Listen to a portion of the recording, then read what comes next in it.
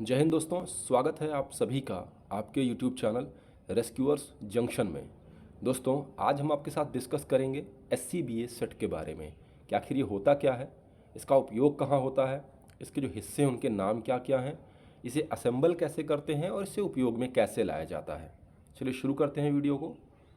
तो दोस्तों, SCBA की अगर फुल फॉर्म की बात करें तो इसका जो फुल फॉर्म है वो है सेल्फ कंटेन्ड ब्रीदिंग अपरेटस, और इसे आम बोलचाल की भाषा में या यूँ कहें कि जनरली इसे ब्रीदिंग अपरेटस भी कहा जाता है और शॉर्ट में इसको BA भी लिखा जाता है, और कहीं कहीं इसे कंप्रेस्ड एयर ब्रीदिंग अपरेटस भी कहते हैं।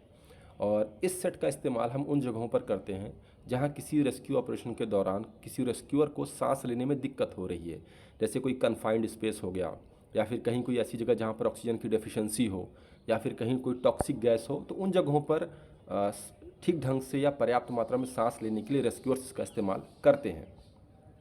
अगर इसके हिस्से पुर्जों की अगर बात करें तो इसमें मेनली 3 हिस्से होते हैं।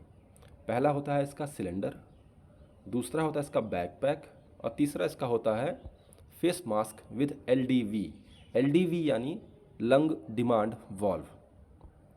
चलिए सबसे पहले बात करते हैं सिलेंडर की। देखिए, जो सिलेंडर होता है ये एल्युमिनियम या स्टील का बना होता है, लेकिन खास बात इसकी क्या होती है, इस सिलेंडर का जो बाहरी आवरण होता है वो कार्बन फाइबर से रैप्ड होता है, यानी कार्बन फाइबर की रैपिंग होती है, मतलब एक एडिशनल स्ट्रेंथनिंग देने के लिए। और इसमें जो एयर का प्रेशर होता है वो 300 बार होता है, और अगर ये फुल भरा हुआ है तो 45 से 60 मिनट तक ये काम करता है इन जनरल। और दोस्तों, अगर बात करें किसी भी सिलेंडर की जिनमें एयर को कंप्रेस करके भरा जाता है, तो जब वो नया होता है, जब नया खरीद कर हम लाते हैं, जब नए को हम यूज़ करते हैं, तो उस दौरान जिस प्रेशर पर एयर भरी जा सकती है, ज़रूरी नहीं कि 4 साल या 5 साल बाद उसी प्रेशर को वो सिलेंडर बियर कर ले। तो क्या होता है, सिलेंडर का आप HPT टेस्ट करवाते रहें, हाई प्रेशर टेस्ट इसको कहते हैं।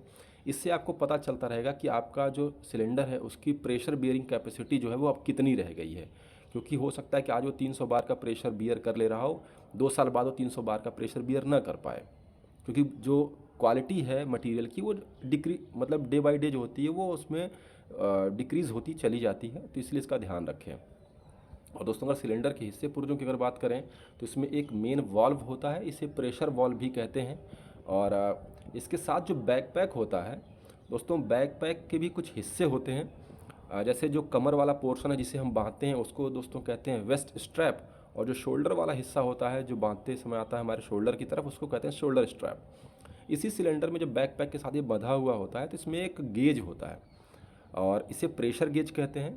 और प्रेशर गेज के जस्ट ऊपर एक विसिल होती है, अलार्म विसिल कहते हैं, कि अगर मान लीजिए सिलेंडर का प्रेशर जो है, जिसमें एयर का जो प्रेशर है वो अगर 50 बार से कम हो जाए, यानी अगर उसमें जो सिलेंडर में जो एयर कंप्रेस करके भरी गई है अगर वो बहुत कम होने लगती है, यानी 50 बार से नीचे आने लगती है, तो उस समय ये जो विसिल होती है ये बजने लगती है, और बहुत तेज़ी से बजती है, जैसे विसिल बजती है। ये एक सिग्नल है रेस्क्यूअर के लिए कि वो उस जगह से जल्दी निकले। और दोस्तों, सबसे खास बात क्या होती है, जब भी कभी SCBA सेट को कहीं ले जाते हैं हम इस्तेमाल करने के लिए, तो कभी भी सिंगल सिलेंडर नहीं ले जाते हैं, हमेशा डबल सिलेंडर ही ले जाना चाहिए एहतियात के तौर पर, क्योंकि हो सकता है कि आपका ऑपरेशन ऐसा हो कि उसमें आपका 1 सिलेंडर 2 सिलेंडर कंज्यूम हो जाए। तो कंटिन्यूटी बरकरार रखने के लिए या कंटिन्यूटी के लिए जो है हम बेसिकली 2 सिलेंडर को ले जाना सही होगा। अब दोस्तों, बात करें लंग डिमांड वॉल्व की, तो एक बहुत इंपॉर्टेंट हिस्सा है ये SCBA सेट का। इसमें एक बटन होती है रीसेट बटन, और दोस्तों दूसरा होता है सप्लीमेंट्री एयर सप्लाई फैसिलिटी। देखिए, जब हम इसको कनेक्ट करते हैं फेस मास्क के साथ तो क्या होता है कि जब हम सप्लीमेंट्री एयर सप्लाई फैसिलिटी को दबाते हैं तो एयर का फ्लो शुरू हो जाता है। अब बॉडी की रिक्वायरमेंट, अगर मान लीजिए कि किसी रेस्क्यूअर की लंग कैपेसिटी ठीक हो, तो इस सिलेंडर का जो इस्तेमाल हमने 45 से 60 मिनट लिखा है, हो सकता है थोड़ा बहुत बढ़ भी सकता है, क्योंकि उसकी लंग कैपेसिटी कितनी है। तो इसको आप इंडिविजुअल या रेस्क्यूअर की ज़रूरत के मुताबिक अगर उसे एयर चाहिए होती है तो रीसेट बटन को दबाता है। तो रीसेट बटन दबाने से क्या होता है कि जब रेस्क्यूअर खुद कोशिश करता है ब्रीदिंग करने की, तब उतनी ही एयर सिलेंडर से निकल के आती है जितनी उसको रिक्वायर्ड होती है।